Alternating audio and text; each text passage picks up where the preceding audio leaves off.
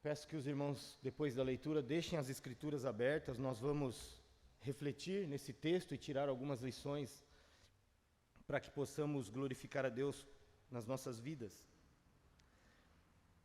Todos acharam? Podemos ler? Então vamos ler. Então Pedro, aproximando-se, lhe perguntou: Senhor, até quantas vezes meu irmão pecará contra mim que eu lhe perdoe? Até 7 vezes? Respondeu-lhe Jesus: Não te digo que até 7 vezes, mas até 70 vezes 7. Por isso o reino dos céus é semelhante a um rei que resolveu ajustar contas com seus servos. E, passando a fazê-lo, trouxeram-lhe um que lhe devia 10.000 talentos. Não tendo ele, porém, com que pagar, ordenou o Senhor que fosse vendido ele, a mulher, os filhos e tudo quanto possuía, e que a dívida fosse paga. Então o servo, prostrando-se reverente, rogou: Sê paciente comigo, e tudo te pagarei. E o senhor daquele servo, compadecendo-se, mandou-o embora e perdoou-lhe a dívida. Saindo, porém, aquele servo encontrou um dos seus conservos que lhe devia 100 denários, e agarrando-o, o sufocava, dizendo: Paga-me o que me deves. Então o seu conservo, caindo-lhe aos pés, lhe implorava: Sê paciente comigo, e te pagarei. Ele, entretanto, não quis. Antes, indo-se, o lançou na prisão, até que saldasse a dívida. Vendo os seus companheiros o que se havia passado, entristeceram-se muito e foram relatar ao seu senhor tudo o que acontecera. Então o seu senhor, chamando-o, lhe disse: Servo malvado, perdoei-te aquela dívida toda, porque me suplicaste. Não devias tu igualmente compadecer-te do teu conservo, como também eu me compadeci de ti?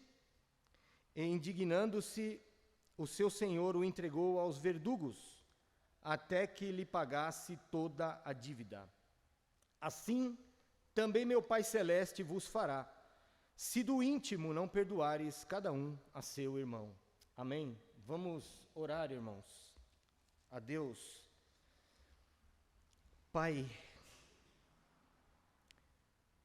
ajuda-nos pela sua graça e misericórdia através do Espírito Santo que habita em nós, os teus filhos.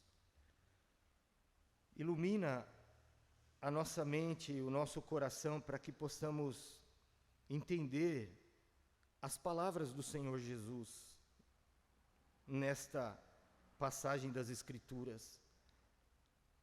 Fala conosco de uma maneira em que o teu Espírito, pelo seu poder infinito, glorioso, possa operar em nossas vidas e nos fazer parecidos com Cristo.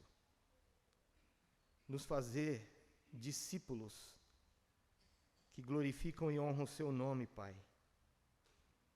Vivendo em obediência ao Senhor, te amando e guardando a tua palavra. Senhor, me dê graça nesse momento, sabedoria e clareza, para que eu possa compartilhar com os meus irmãos a tua palavra, glorificar o seu nome e edificar a igreja.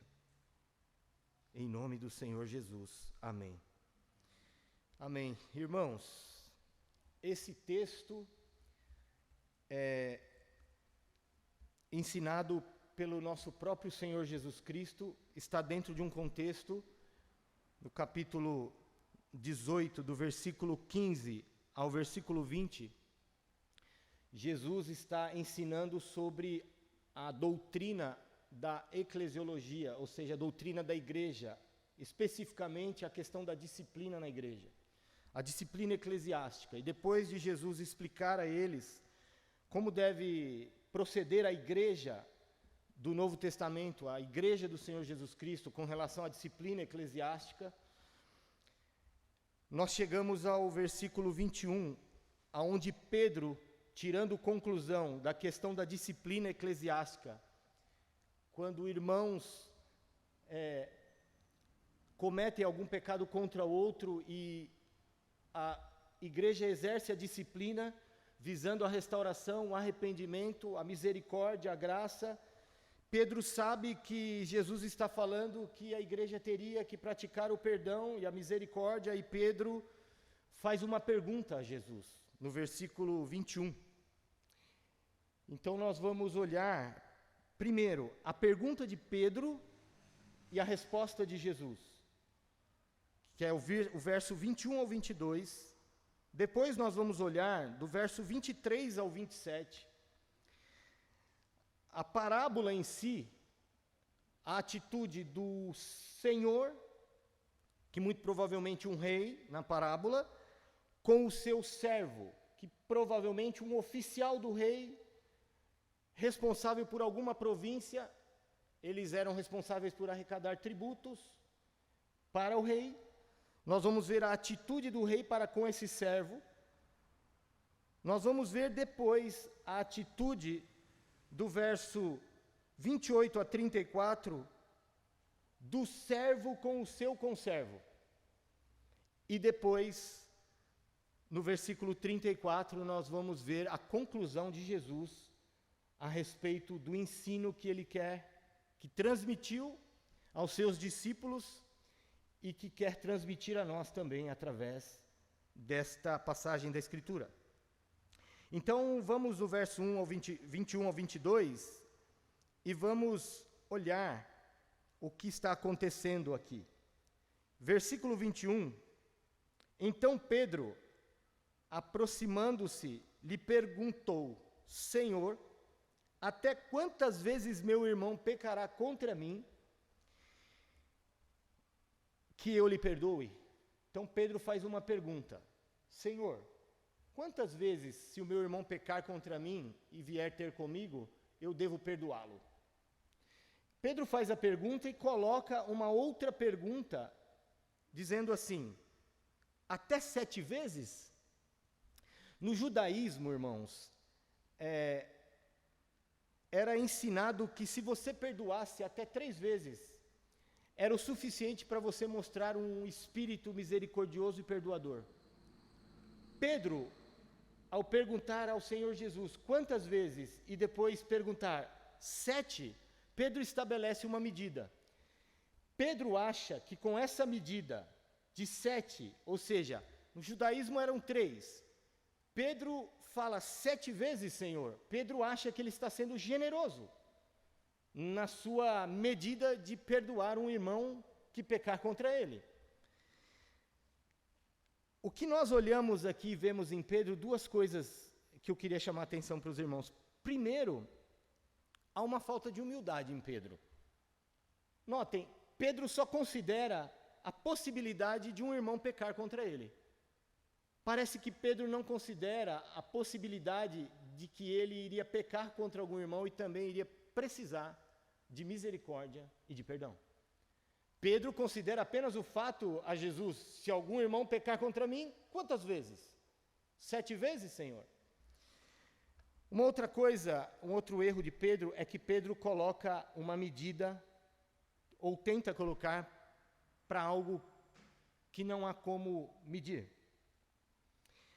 E a resposta de Jesus é justamente uma resposta que vai demolir essa ideia de Pedro, vai desconstruir, vai mostrar para ele que ele está querendo colocar uma medida em algo que não se deve colocar medida. Vai mostrar para ele, irmãos, que ele está querendo fazer contagem de algo que não se deve fazer contagem. Então Pedro diz 7 vezes e acha que está sendo generoso. E Jesus lhe responde no versículo 22. Então, primeiro, Pedro não está sendo humilde, porque está só considerando o fato de algum irmão pecar contra ele. Talvez não passe pela mente dele que ele vai pecar contra algum irmão e ele vai precisar ir até esse irmão e ser perdoado. E o segundo é que ele quer colocar a medida e fazer contagem em algo que não se pode fazer. E não se pode fazer porque Jesus deixa claro que não se pode fazer. Jesus responde no verso 22. Respondeu-lhe Jesus: não te digo que até 7 vezes, mas até 70 vezes 7. Alguns comentaristas bíblicos dizem que também pode ser traduzido por 77 vezes. Seja 70 vezes 7 ou 77 vezes, Jesus está colocando um ápice, está subindo a régua para mostrar para Pedro que Pedro não deve fazer contagem e nem medir algo que não se deve medir e que não se deve fazer contagem. Jesus está deixando claro para Pedro a seguinte verdade, e aí se você estiver escrevendo, anota isso, que é o primeiro ensino dessa noite da parábola. Os verdadeiros discípulos de Jesus devem perdoar sem manter contagem ou colocar medida na questão do perdão. É muito nítido na resposta de Jesus que Jesus está tirando a ideia de Pedro de registrar contagem ou de estabelecer uma medida. Jesus está dizendo para ele que neste assunto não há medida e não se deve fazer contagem. Então a primeira lição que nós devemos tirar, irmãos, da pergunta de Pedro, que faltou com humildade e quis colocar contagem e medida na questão do perdão entre os irmãos, e em Jesus, na sua resposta, de dizer a Pedro, não apenas 7 vezes, mas 70 vezes 7. Ou seja, não há limite, Jesus está dizendo.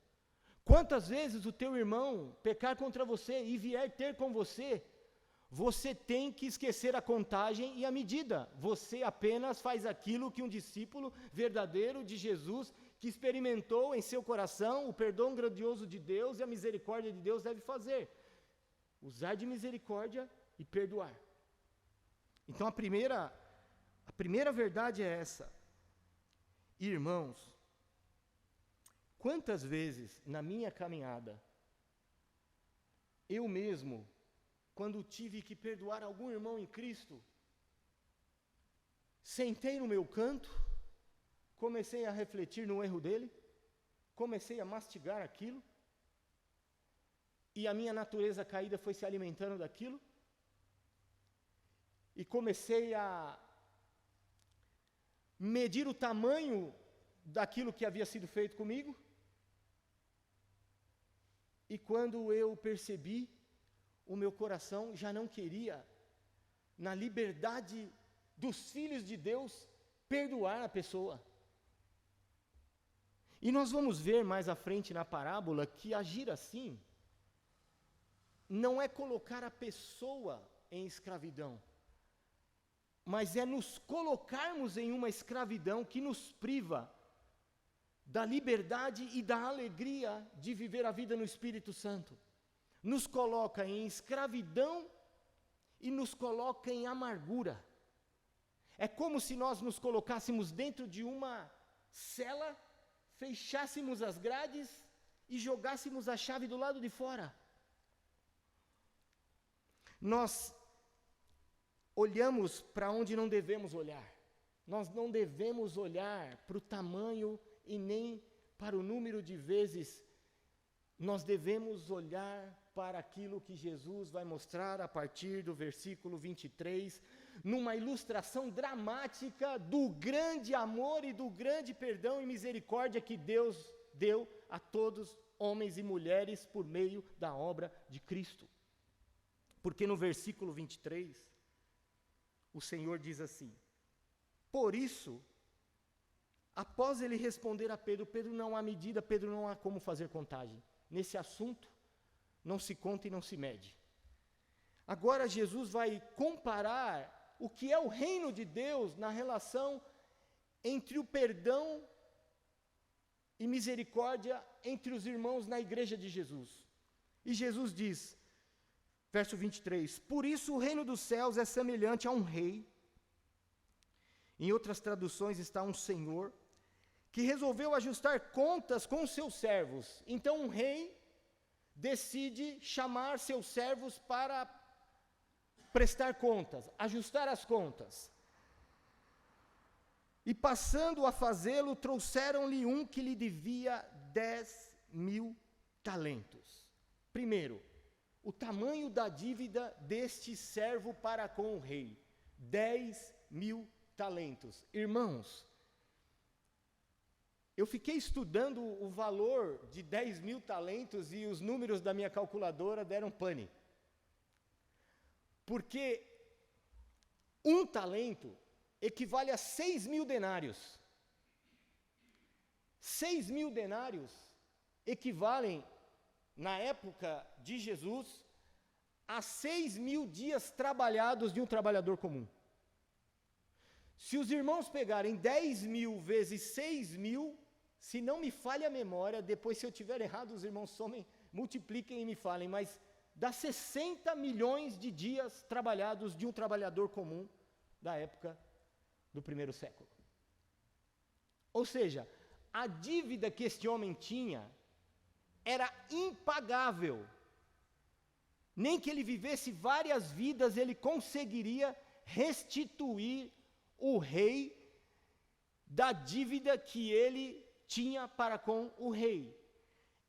A primeira lição que nós temos aqui é que esta ilustração dramática e que Jesus faz propositalmente o uso da quantia de 10.000 talentos para mostrar a dívida que esse servo tinha para com o rei, nos mostra a dívida de cada homem e mulher pelos seus pecados diante do Deus santo e justo, que nós não podemos pagar.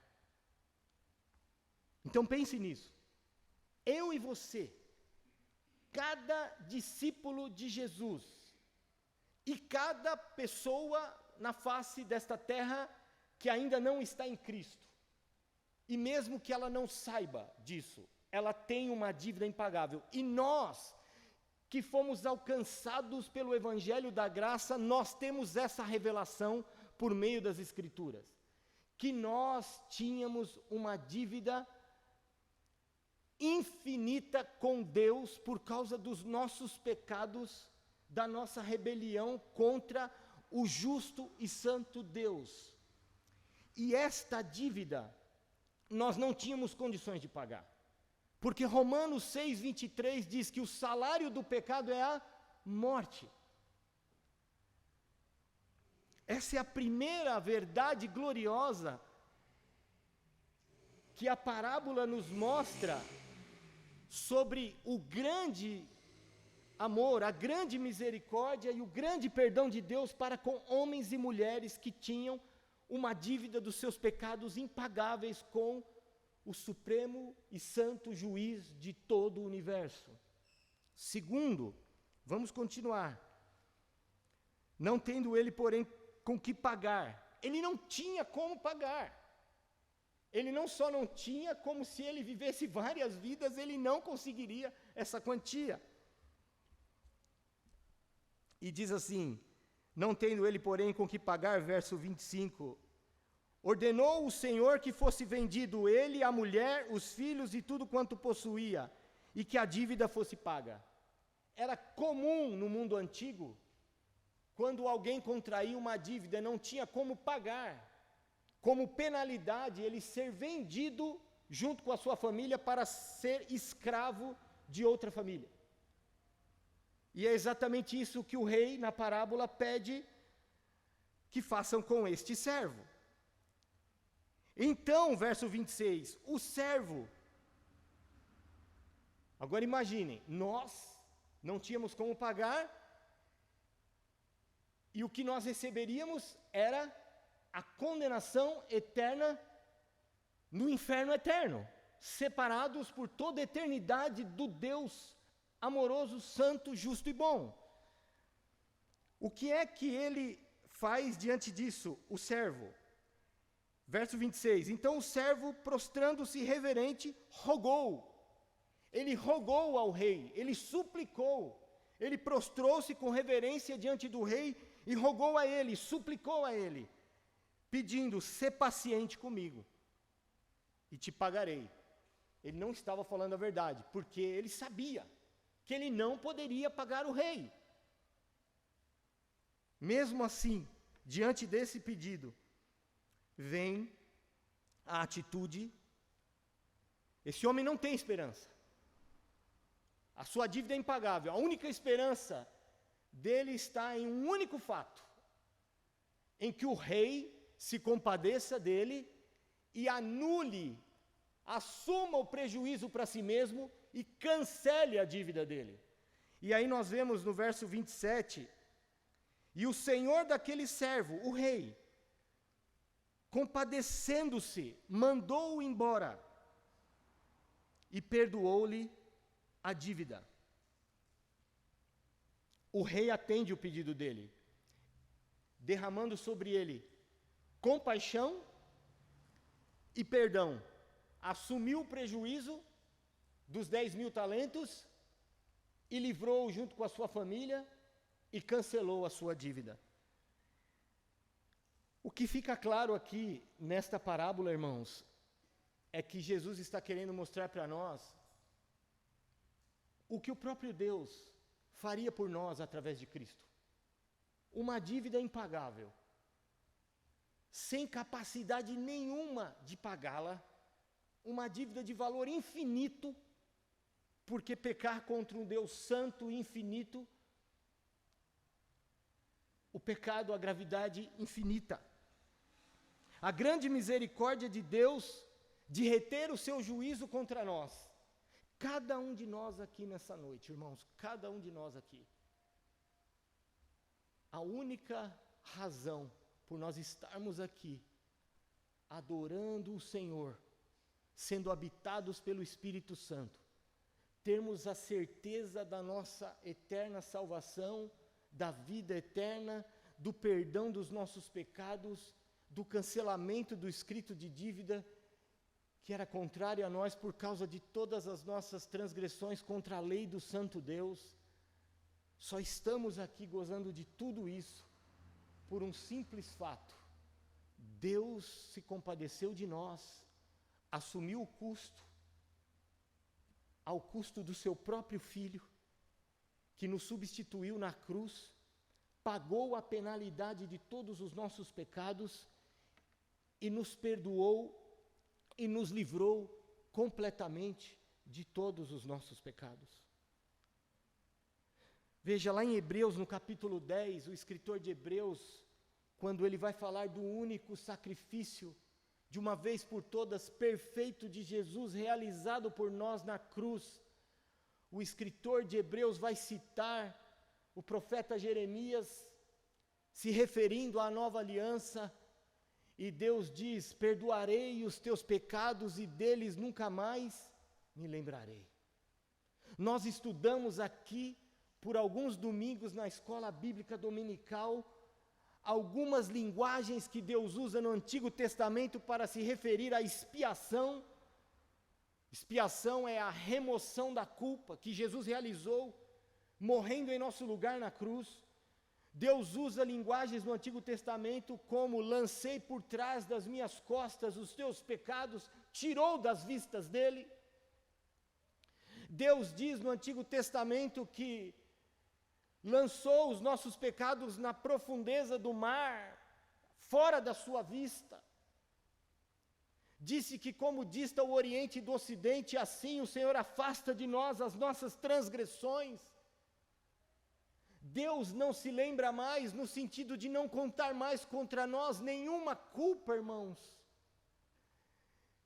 E foi exatamente o que Jesus quis mostrar para nós aqui, através da atitude desse rei.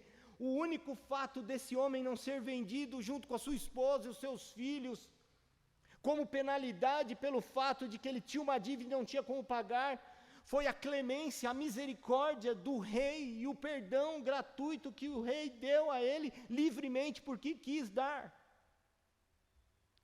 Você e eu só estamos aqui adorando esse Deus maravilhoso, cantando Isaías 53, por quê? Porque o castigo que nos traz a paz caiu sobre ele no madeiro. É isso que Paulo fala em Colossenses, no capítulo 2, quando ele diz que ele nos perdoou, nos deu vida em Cristo e nos perdoou de todos os nossos pecados, irmãos. Se você é um crente em Jesus, não há mais nenhum registro de culpa contra você no tribunal do glorioso e justo Deus. Não há e nunca haverá. Foi assim que Deus agiu conosco, irmãos, como o rei desta parábola com este servo. Misericórdia e perdão gratuito, livre, gratuito. Continuamos, olhando agora para a atitude deste servo, depois de ter recebido a misericórdia e o perdão de uma dívida infinita e impagável. Versículo 28. Saindo, porém, aquele servo encontrou um dos seus conservos que lhe devia 100 denários. Mais uma vez, Jesus propositalmente usa uma quantia pequena, não para um trabalhador da época, mas em relação à dívida do primeiro servo. Jesus usa a quantia de 100 denários para se referir ao segundo servo da parábola. E este primeiro servo agarra o seu conservo que lhe devia 100 denários e o sufocava dizendo: paga-me o que me deves. Aqui nós vemos algo que chama a atenção. Este homem deveria agir de acordo com aquilo que ele recebeu, de acordo com o que fizeram por ele. O rei lhe deu misericórdia a ele e sua família, lhe perdoou uma dívida infinita e impagável. Ele deveria, um coração transformado pelo poder da graça e do perdão de Deus, vai resultar em uma vida transformada que também exala, pratica a misericórdia e o perdão. Este homem faz o contrário, ele quer justiça. Ele não quer exercer misericórdia. Olha o que ele faz, ele agarra o conservo.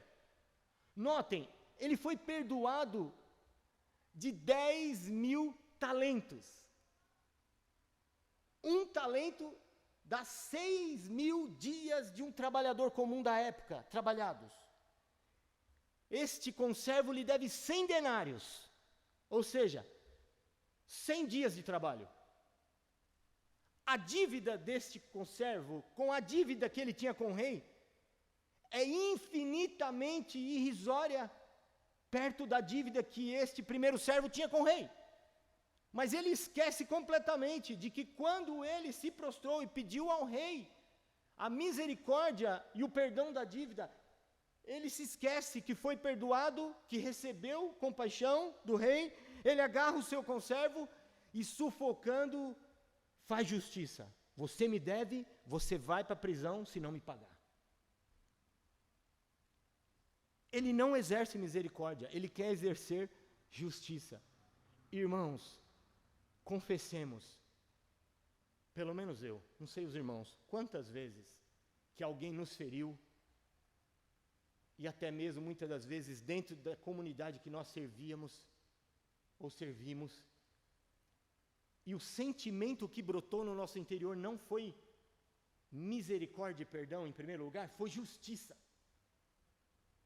Foi um desejo de ver a pessoa pagar aquilo de alguma maneira. E é isso que acontece conosco. Se nós não vigiarmos, irmãos, em oração, e principalmente se nós não contemplarmos aquilo que esse servo, o primeiro, não contemplou. Ele não contemplou a benevolência, a misericórdia e o perdão do rei. Se eu e você diariamente não contemplarmos a cruz do nosso Salvador, a misericórdia derramada naquela cruz, o perdão gratuito que nós recebemos de uma dívida impagável, a nossa natureza caída vai assumir o controle da nossa vida, e a primeira coisa que nós vamos fazer quando nós formos feridos por algum pecado de alguém, nós vamos querer justiça, nós não vamos querer derramar misericórdia e perdão. E a questão não é eu, numa situação dessa, ouvir a minha carne. Eu preciso pregar o Evangelho para mim todos os dias. Eu vivo, pela graça de Deus, dizendo isso na escola bíblica dominical, porque nós estamos estudando as grandes doutrinas do Evangelho. Pregue o Evangelho para você todos os dias. Contemple o grande rei pregado no madeiro da cruz, lhe oferecendo gratuitamente, a misericórdia infinita e o perdão gracioso, que para nós não custou nada, mas para ele custou a sua vida. E de lá mesmo ele bradou em favor dos seus algozes: Pai, perdoa-lhes, pois eles não sabem o que fazem. Aquele brado de Jesus era para você, era para mim. Pai, perdoa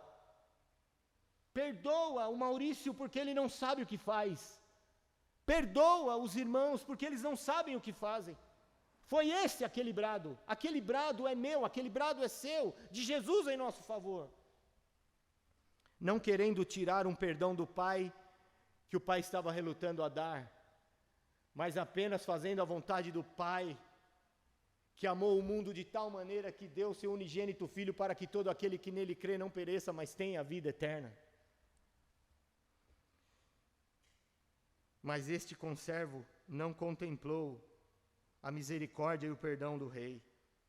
Ele apenas olhou para o seu coração ímpio, carregado de justiça própria, e pegou o seu conservo e esqueceu toda a misericórdia e perdão que ele recebeu. A única coisa que ele enxergava: ele me deve, ele tem que pagar.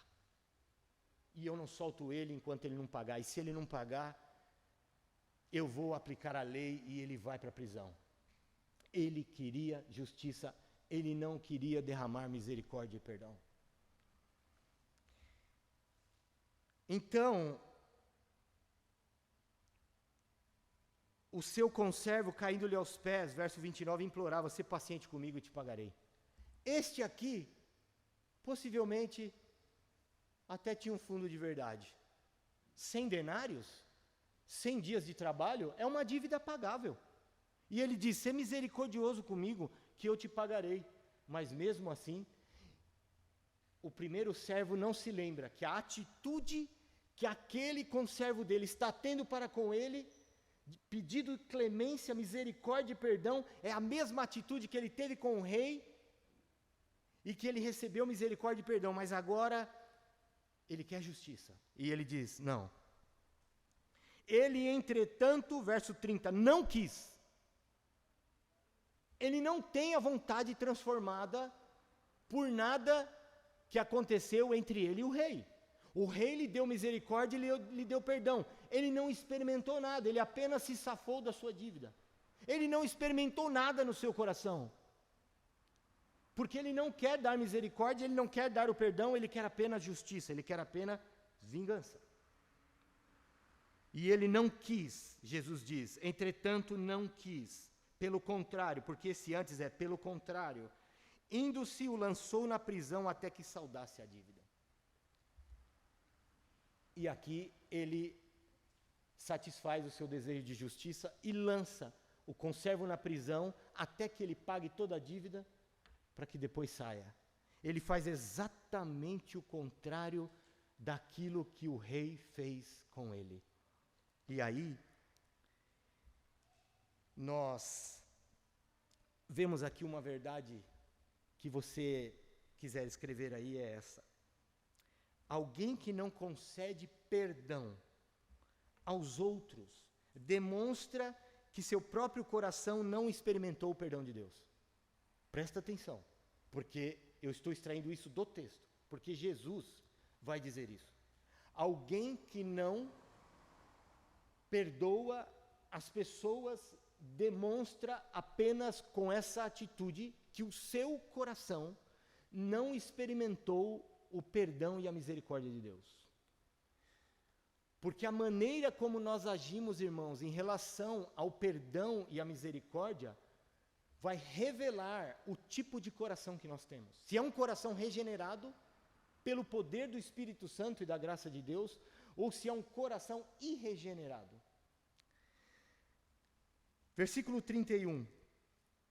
vendo os seus companheiros o que se havia passado, entristeceram-se muito e foram relatar ao Senhor tudo o que acontecera.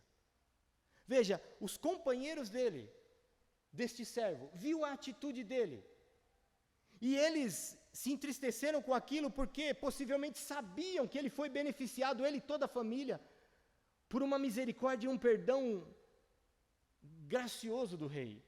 E eles se entristeceram muito e foram relatar ao rei, ao seu senhor, o que acontecera. Ou seja, eles foram até o rei e contaram: aquele servo que você, rei, perdoou com misericórdia aquela dívida impagável que ele tinha e toda a sua família, e o deixou livre e assumiu o prejuízo.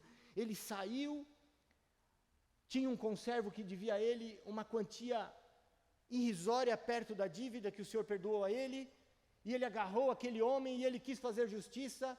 O homem pediu clemência, não tinha como pagar, e ele o lançou na prisão e fez justiça, até que ele pagasse.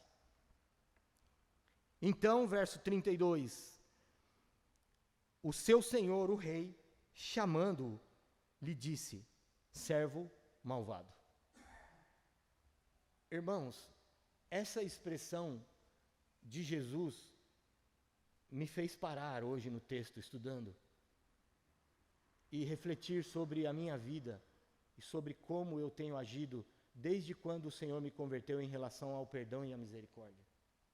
E as vezes que falhei nisso. E quando eu vi aqui o rei dizendo servo malvado, a única coisa que veio em minha mente é: todas as vezes que eu relutei em perdoar alguém, eu estava agindo por meio da minha natureza caída e má. Porque Jesus se refere a este servo que não contemplou as benesses infinitas que recebeu daquele rei, fez com o seu conservo. Ele agiu com um coração mau.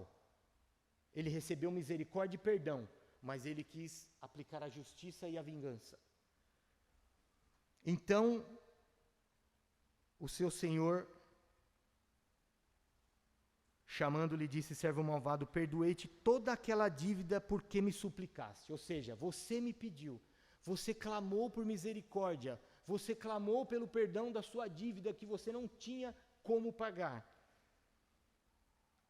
E eu o perdoei, toda a tua dívida.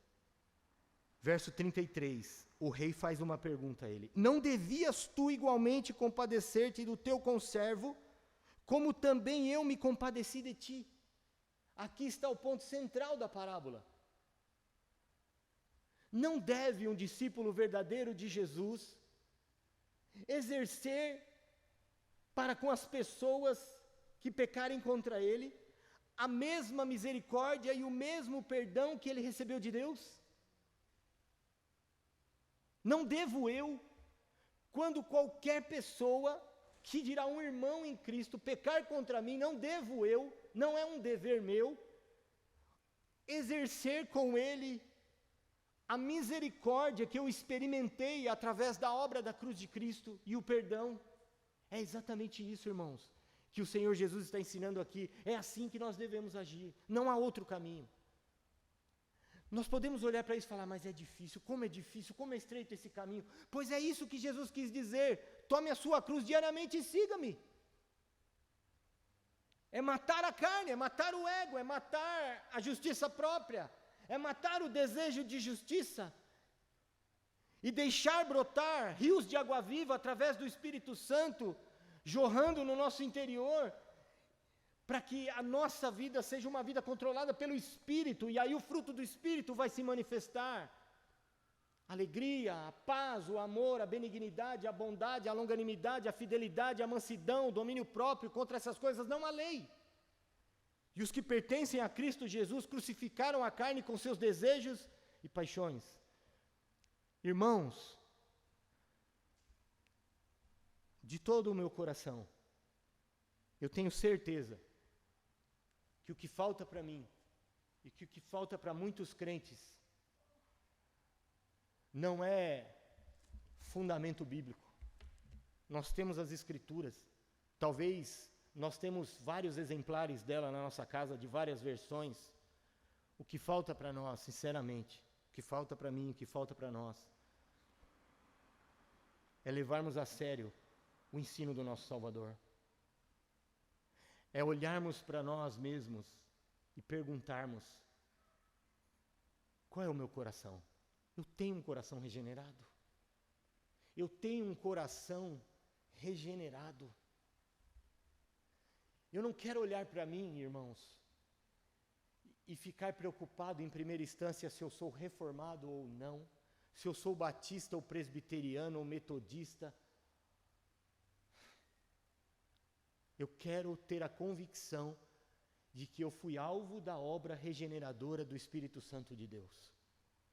E uma das marcas, e uma das evidências, que eu posso, Maurício, olhar para as Escrituras e olhar para esta parábola e ver se eu tenho um coração que foi regenerado, que está sendo transformado dia após dia pela obra do Espírito e pelas Escrituras Sagradas. É esse teste. Se quando pisam no meu pé, se quando alguém me afronta e peca contra mim, se ao invés de eu dar guarida para minha natureza caída e o sentimento de justiça própria, eu vou aos pés da cruz e contemplo o meu Salvador com os braços estirados e eu fico ali parado olhando até que o Espírito derrame o perdão com o qual eu preciso para perdoar os meus irmãos. Não é uma obra da carne, é uma obra do Espírito. E Jesus disse, se eu quero ser cheio do Espírito, se vocês querem ser cheios do Espírito, tudo começa com uma questão: sede. Quem tem sede, vem a mim e beba. Do que é que eu tenho tido sede? Do que é que os irmãos têm tido sede? Sede, quem já passou por algum momento, por necessidade de sede, sabe o que é isso. Você não vê a hora de parar em algum lugar que possa ter uma água para você refrigerar a sua garganta e matar a sua sede. Jesus fala de uma sede que um discípulo tem de saber que vive ainda neste mundo e que divide espaço no seu interior com uma natureza terrena, mas que tem o Espírito e ele tem uma sede de ser parecido com Jesus. Fome e sede de justiça não é fome e sede de agir com rigor e justiça quando um irmão meu pecar contra mim. Fome e sede de justiça nas bem-aventuranças é fome e sede de ser parecido com Jesus de Nazaré, o nosso Senhor. É ver cada vez mais essa carne terrível que ainda habita em mim, produzir alguma obra dela, e ver cada dia mais o Espírito jorrando, o fruto do Espírito, me fazendo e fazendo os irmãos cada dia mais parecidos com o nosso Salvador, porque não há ninguém como Ele. Não há ninguém como Ele.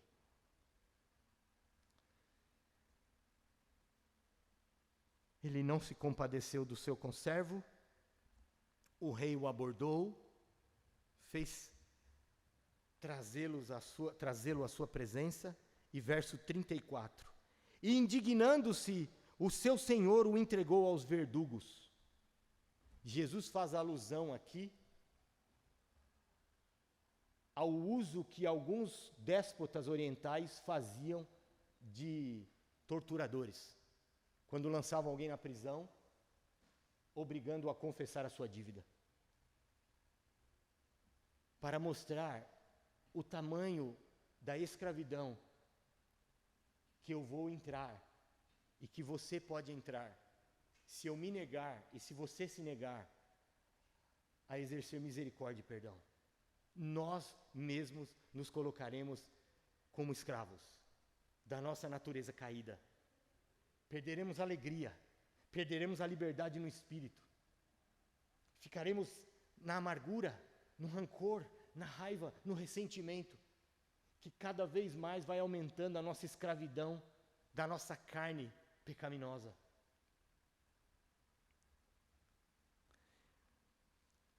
Ele diz assim, no verso 35, concluindo a parábola. Assim também, meu Pai Celeste vos fará, se do íntimo não perdoares cada um a seu irmão. O ponto aqui da fala de Jesus não é que Deus vai retirar o perdão de alguém que foi salvo por ele não perdoar um irmão. É o contrário. É que alguém que se recusa a usar misericórdia e perdoar não tem direito de dizer que foi perdoado e experimentou o perdão divino de Deus. Esse é o ponto de Jesus aqui. O ponto de Jesus é: assim também meu Pai Celeste vos fará, se do íntimo, em outras versões está do coração. Coração é o centro da personalidade humana nas Escrituras, que envolve a nossa razão, as nossas emoções e a nossa vontade. Irmãos, tudo deve estar envolvido no nosso ser na misericórdia e no perdão, segundo Jesus. O nosso coração, a nossa razão. Olhamos para a cruz, contemplamos a misericórdia e o perdão infinito que Deus nos deu. Usamos a nossa razão. E aí refletimos, não há outra atitude para eu tomar diante da graça e da misericórdia do meu Pai Celestial comigo. E aí, contemplando a cruz e a obra de Cristo por nós, o nosso bendito e doce Salvador e a sua graça plena, nós envolvemos as nossas emoções, os nossos afetos e a nossa vontade nesse ato de abandonar qualquer senso de justiça e direito, mas apenas de derramar misericórdia e ser parecidos com Deus, sermos misericordiosos como nosso Pai, sermos perdoadores como nosso Pai. Agora, se do íntimo não perdoares cada um do seu irmão, o seu Pai, o meu Pai Celeste vos fará. Irmãos, isso aqui é muito sério, é solene. É solene.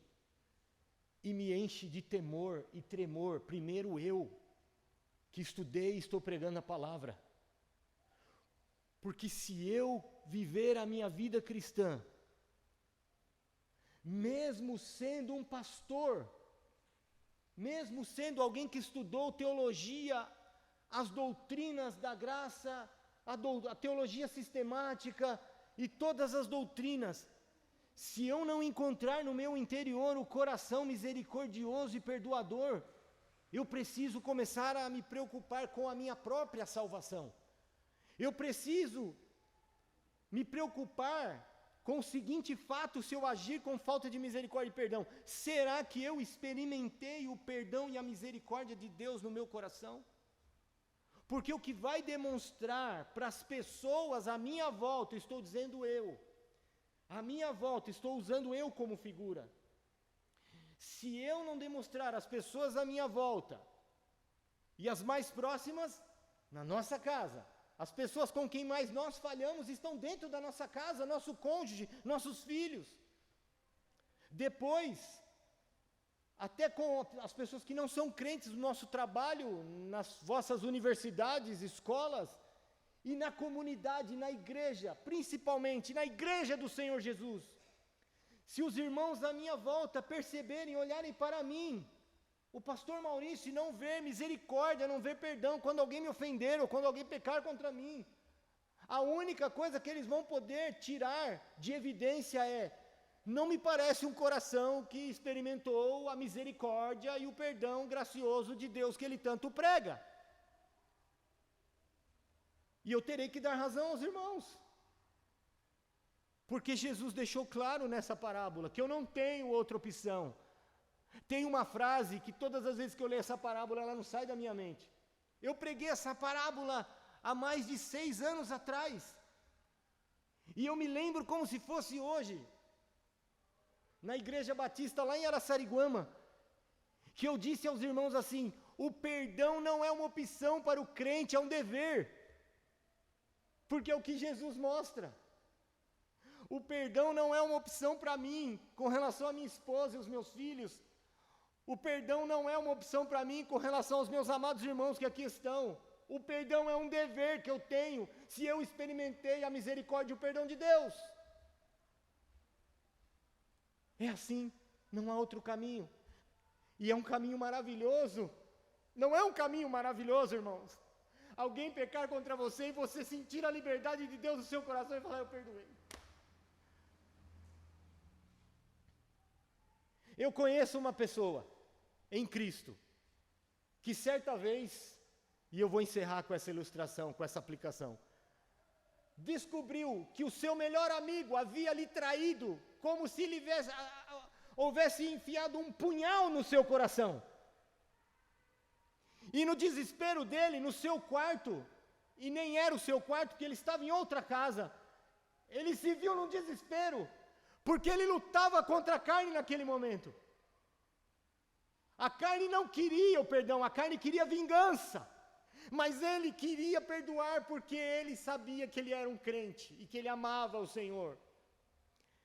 A única coisa que ele conseguiu fazer, porque ele não conseguiria vencer a carne por si mesmo, ele caiu de joelhos naquele quarto e clamou, Senhor, eu preciso da sua graça, porque eu por mim mesmo não vou conseguir perdoá-lo. E o Senhor encheu o coração dele, e foi enchendo com o passar do tempo com mais graça em relação ao perdão que ele precisava dar àquela pessoa. E ele foi até aquela pessoa depois de algum tempo. Essa pessoa tinha um comércio. E ele entrou no comércio e foi até o escritório dessa pessoa. E quando ele chegou no escritório dessa pessoa, a pessoa ficou pálida, branca. E essa pessoa achou que ele iria, de repente, começar a querer justiça própria e afrontá-la e confrontá-la por causa daquela punhalada. E aquela pessoa foi tirando alguns clientes que estavam na sala com medo de ali sair alguma cena vexatória. E foi pegando aquela pessoa e falando, não, vem aqui, e aquela pessoa, como um crente em Jesus, olhou para ele e disse, pode ficar tranquilo, eu só vim aqui para te dizer uma coisa, que eu perdoo você com o mesmo perdão que eu recebi do Senhor Jesus Cristo na cruz do Calvário. Aquele homem olhou para o irmão e disse assim, mas eu não mereço que você me perdoe. E ele disse para ele, quem veio aqui falar de mérito? O assunto aqui é a graça. E quando há graça, o mérito é excluído. Eu não merecia o perdão de nenhum dos meus pecados e o Filho de Deus foi a uma cruz e morreu em meu lugar para que eu pudesse ser perdoado e receber a vida eterna. E eu estou aqui dizendo para você que não me interessa o seu mérito. Me interessa é dizer que eu te perdoo, em nome do Senhor Jesus. Irmãos, vamos ser uma igreja que segue o Cordeiro e que tem vontade e desejo intenso de mortificar a carne, que tem desejo de viver no Espírito, custe o que custar, contanto que nós possamos ter a consciência em paz e dizer, Senhor, mais um dia, mais uma vez, mais uma situação eu consegui agradar o Senhor. Me dê graça para o dia de amanhã, para depois de amanhã, porque nós precisamos da graça todo momento e essa graça, ela não tem fim, ela é superabundante. Quanto mais graça você precisa e busca, mais graça você recebe numa porção maior. Nunca vai lhe faltar a graça. Nunca vai lhe faltar. Agora, se você verdadeiramente ou eu encontra um coração dentro de nós que não quer exercer misericórdia e perdão, vá diante do Senhor, invoque Ele. Todo aquele que invocar o nome do Senhor será salvo. Todo aquele que invocar o nome do Senhor será salvo. Irmãos, que Deus nos abençoe com a sua palavra. O meu desejo, eu posso dizer uma coisa para a igreja? O Senhor ainda vai fazer grandes coisas por pecadores terríveis, através do Evangelho nesta igreja local. Escrevam isso aí. Não estou profetizando. É algo que está no meu coração e eu só queria dizer à igreja. Porque o Senhor fará isso. Para a glória dele e por causa do Evangelho da graça de Cristo. Amém? Só se agarrem ao Evangelho. Só se ocupem com Jesus. Não se ocupem com nada mais. Só se ocupem com Cristo e a segui-lo. Só se ocupem com uma coisa: olhar para o Senhor Jesus e sua cruz todos os dias e santificar as vossas vidas. Só isso. O restante, o Senhor irá fazer e irá glorificar o nome dEle nas vossas vidas e na minha vida. Amém? Que Deus abençoe sua palavra. Amém.